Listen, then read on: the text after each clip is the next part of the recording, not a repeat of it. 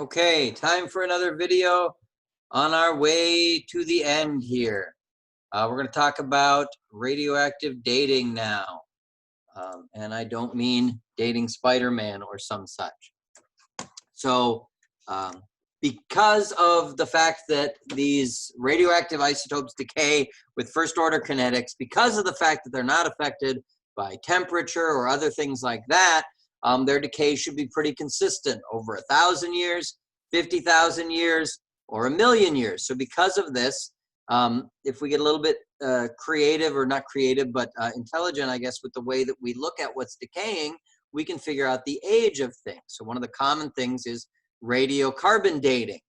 The way this works is, of course, we're mostly made out of carbon. And there's 3 isotopes of carbon. There's carbon-12, carbon-13, and carbon-14. And most of you is carbon-12. Carbon-14 happens to be radioactive, and a small amount of your cells are then comprised of carbon-14. Well, so long as you're alive and you're eating food, I don't know if I have anything here, got some hot sauce. As long as I'm taking in carbon, the ratio of carbon-14 to carbon-13 to carbon-12 should be pretty constant. Once I die, which will eventually happen, I don't get to take in any new carbon. So any carbon that's in me now is fixed, and that carbon-14 is going to start to decay. So the ratio of carbon-14 to carbon-13, carbon-12 is going to change over time. And this allows us, because carbon has sort of a useful half-life of about 5,700 years, it's a long enough half-life that we can date somewhat old things, but it's short enough that we can date things within our histories, shall we say, instead of having to go back into ancient history, like 50, 60, 70,000 years ago. So carbon dating can actually be pretty useful for things of 1,000, 2,000, 4,000, 5,000 years old.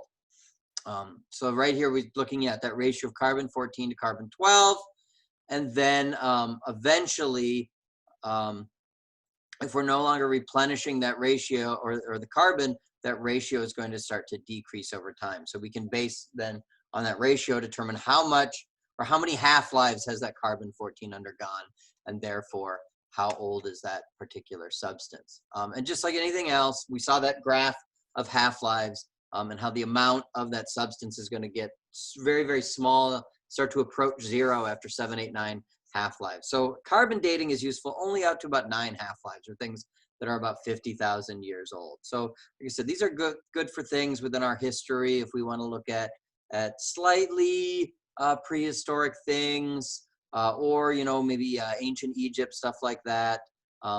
Things that are only a few hundred years old, it's probably not going to be as useful for, because the amount of decay is going to be very, very small.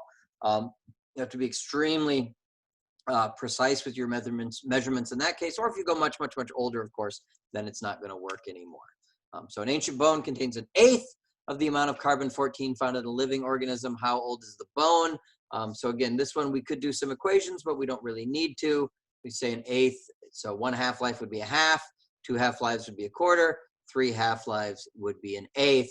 So 5,730 times 3 half-lives. So we're looking at probably about that 17,000 years right there.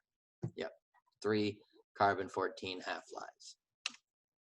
So like we said, the radiocarbon dating is good for relatively young things. Once we get older, once we're talking, especially if we're looking and trying to figure out, the age of this rock formation or this meteorite or the earth or whatever, we need something with a much longer half-life. So in this case, we're going to look at uranium-238, which has a half-life of 4.5 billion years. Again, we need to be sort of creative, though, in how we look at that. We can't just, because if we don't know how much uranium-38 started in that object, just knowing the half-life isn't going to help us, because we have to know how much we started with, how much we ended with, what our half-life is, so we can find our rate constant and all of that. Well, uranium-238, if you went back to that decay pattern in the earlier sections, you would see decays to lead-206. Lead-206 is a very specific isotope of lead, and pretty much the only place it comes from, at least on Earth, is from uranium-238. So what we can do is look at how much uranium-238 is in that object, and how much lead-206 is in that object. And we can actually tell based on how much uranium-238 there is. We know our number of atoms at time t.